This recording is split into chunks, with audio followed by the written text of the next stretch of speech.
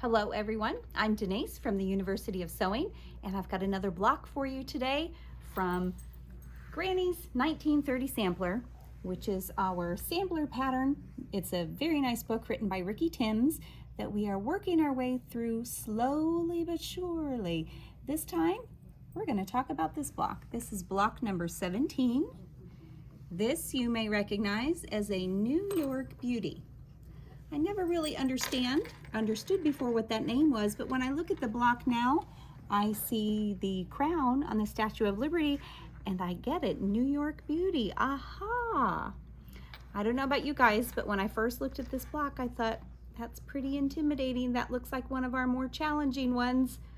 There are some challenges with it, but it's really not that bad. So let's talk about what we've got today. This is our test block.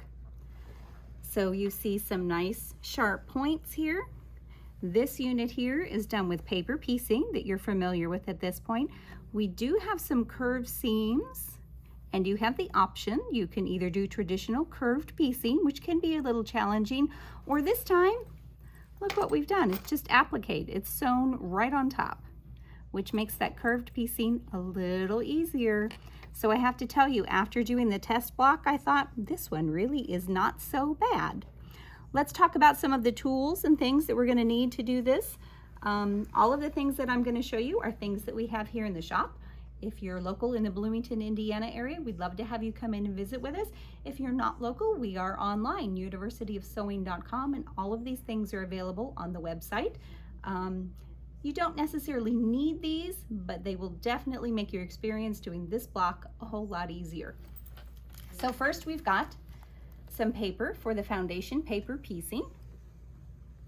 And you can certainly use your printer paper, that will work. But I have to tell you, the paper that I used for this one, I did not pay attention to what paper was in my printer, and this will almost stand up by itself. Not quite, it's pretty thick.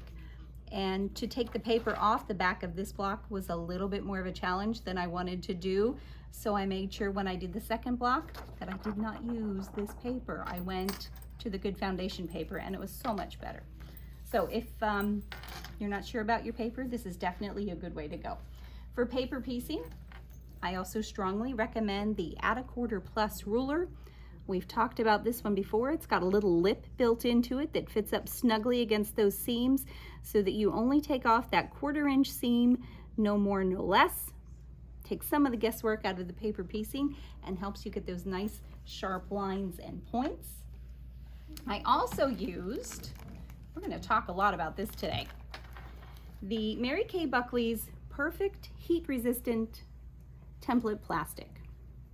The first couple times that we did templates, I did not have the plastic handy and used some other ways of doing it, some freezer paper and some other things, and that worked okay.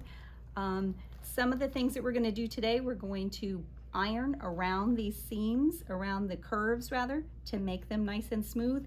And I will tell you, this is definitely the way to go. The heat resistant part of this makes it go so much more smoothly, so much easier. I was a little surprised and got a little excited about it, and I'm going to show you some of that. Of course, we've also got our tailor's clapper to make those seams nice and flat. We love that. And of course, the usual wonderful Bernina sewing machine, our iron, and our wool mat for pressing. So let's talk a little bit about doing these templates. I did have someone ask about the trick, or if there was a trick, to even preparing the templates. So let's go over, and I want to talk about how we do that and what works. We're going to go over here to the flat surface so I can show you what I'm writing. And I don't have exactly the pen that I would normally use. This is a fine point Sharpie marker. The one that I really like to use is the extra fine point Sharpie marker. This one, you'll see, really does look like a marker. It's got a fine point to it, but it's still kind of broad. I think you can see that with my hand behind it. And this will certainly work. You just have to be very careful about how fat you make that line, because you don't want to change the size of your template. That will cause you problems down the road. The other thing that concerns me about using this is sometimes it stays wet on the template plastic.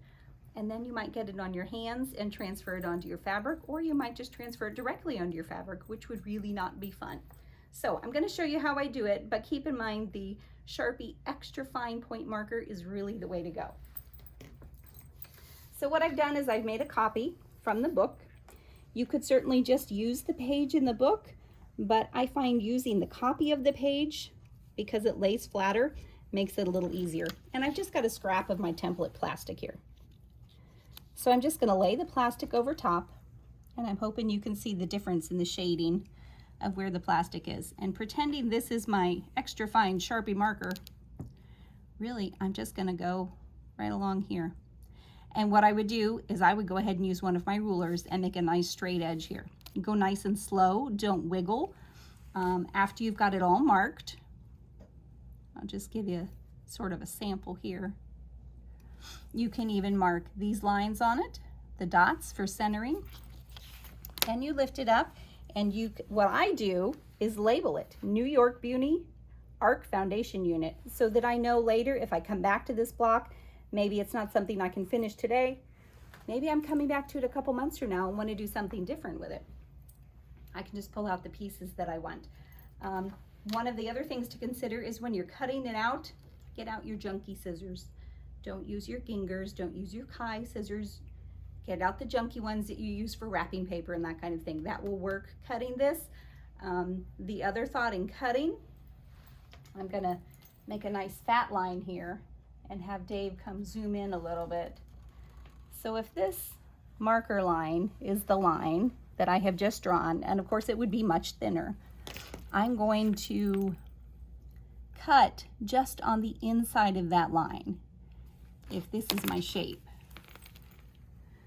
let's say my piece goes this way, and this is the shape I'm cutting out. I'm going to cut on the inside, because if you cut on the outside, you have just increased the size of your template, which, like I said, in the long run is going to cause you some extra difficulty that none of us need to deal with. So we'll just skip that part and make it fit right the first time.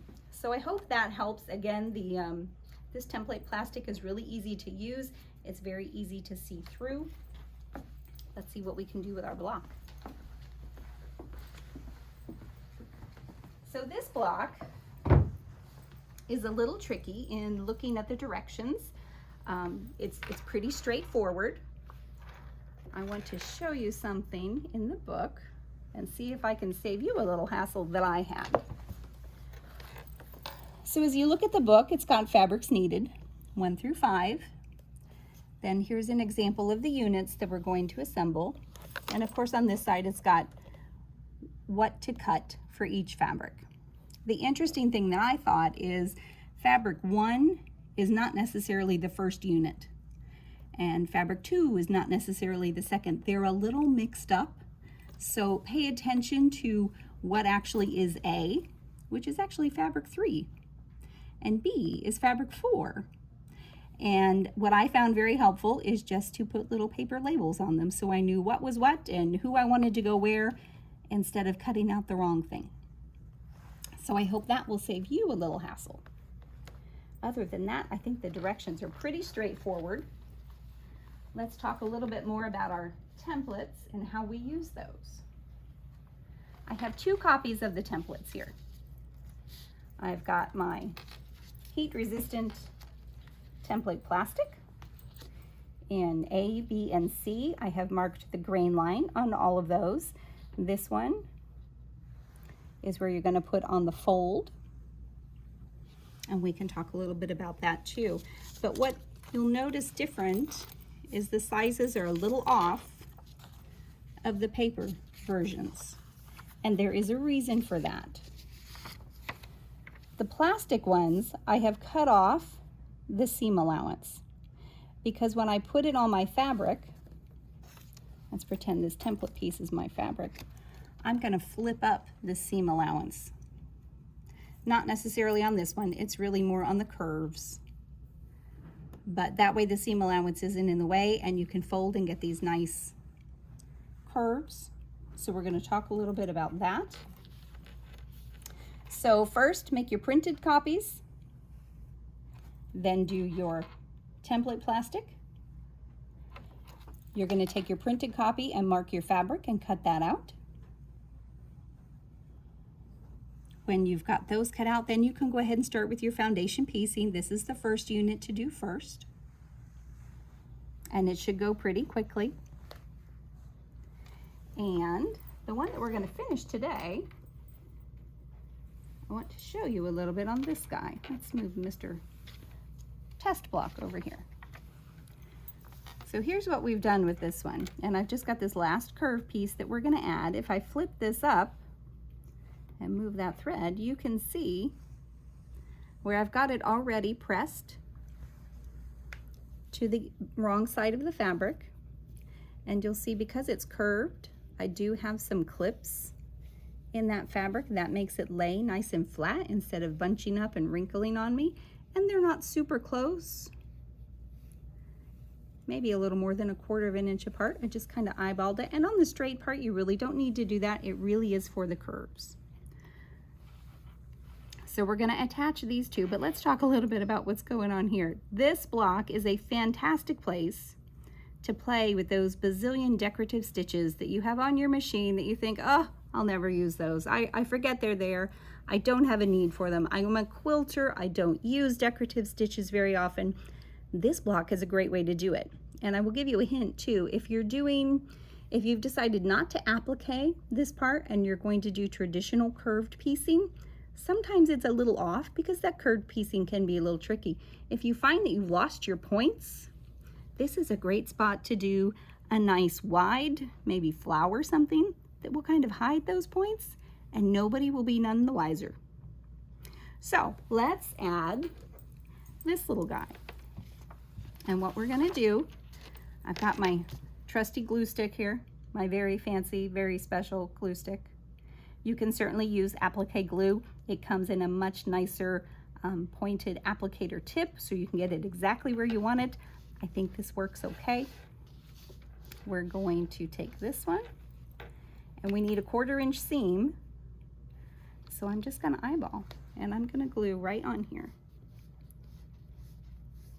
This is washable, so it will wash out.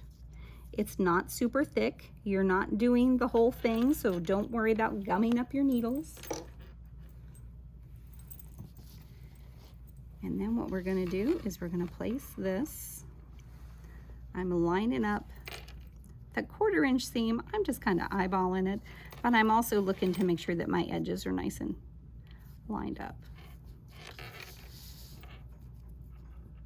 I hope I'm not making you dizzy moving things around. And I'm just going to give it a little press here. And you see I've got this piece of paper underneath it. Of course, that's to protect my cabinet. And then I'm going to take the whole thing, paper and all, over to the iron. And let's give it just a little bit of a press to kind of set it. And then we'll come back and sew it together. I'm really loving this block though, guys. And I think it has disappeared. I had a little paper towel here. Just a thought, you might want to put a pressing cloth or something on top of here to protect your iron from any of the glue that might sneak through. It's not an issue really. I don't know that I would use your pressing cloth that you use all the time in case there is glue on it. You wouldn't want that to transfer over. But I think we'll just do a quick, and actually I'm even going to do it from the paper side, because that will still protect it.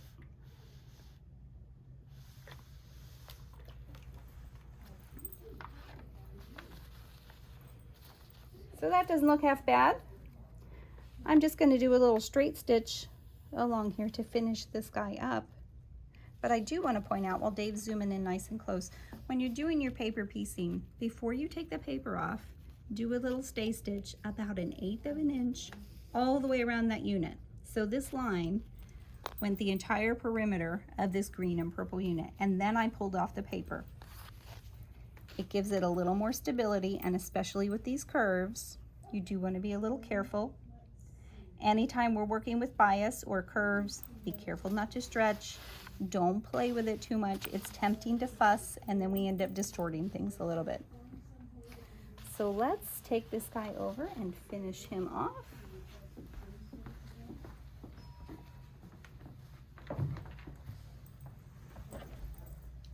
And just a reminder, oops, to make sure that you are hitting that like button.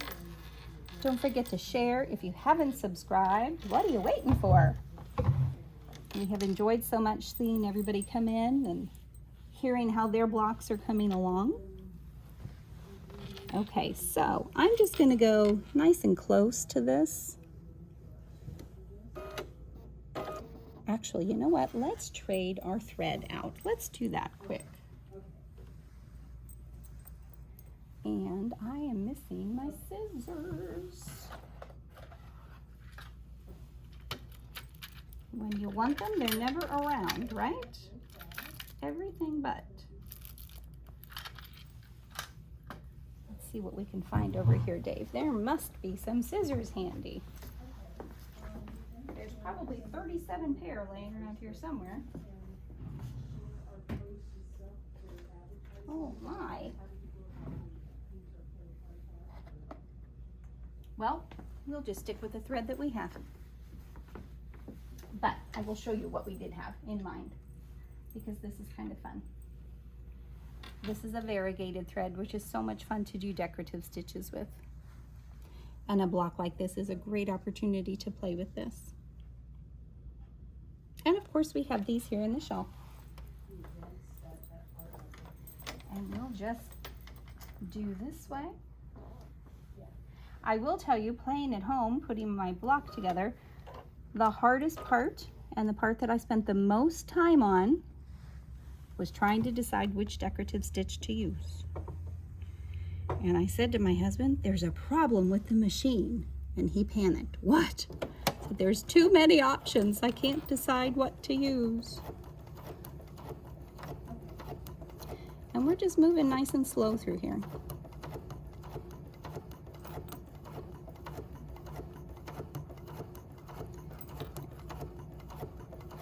You can do all kinds of things here. This would be a great place to do some twin needle designs. And like I said, if you're not real confident in your curved piecing, this is a great place to hide some of that. Stop and pivot a little bit here. I get to use my knee lift, the freehand system on the Bernina, which is so much fun.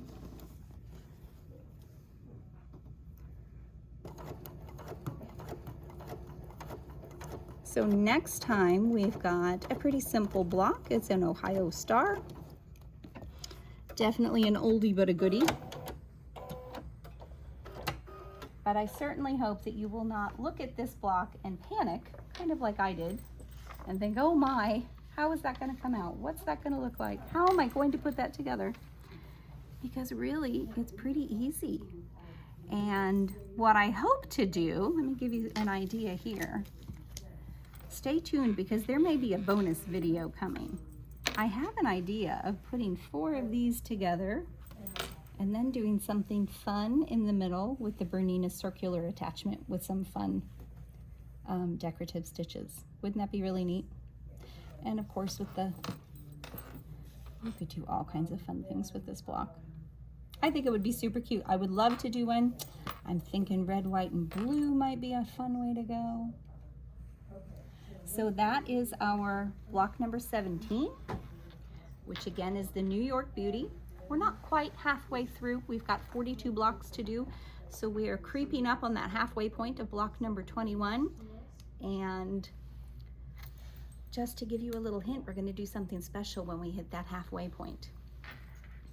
There will be a little sale, and there's going to be some prizes. What we need for you guys to do, we have seen some really fun blocks that people have been working on. We have a dear friend and customer, Mary, who has brought some in and sent us some pictures, and several other customers have done the same, and we love seeing those. So continue to send those in. We need to add those to our show and tell page. And what we're going to do is, for everyone that you send in, your name will be entered into a drawing. So if you send in 6 blocks, your name will be entered 6 times, and there will be a prize for that. So that block number 21, we've probably got a couple months to go yet on that, but be thinking and make sure you get some pictures of your blocks. I hope you guys are enjoying this. I hope you found something useful today. And like I said, the website, universityofsewing.com. If you have any questions and want to email us, it's info@universityofsewing.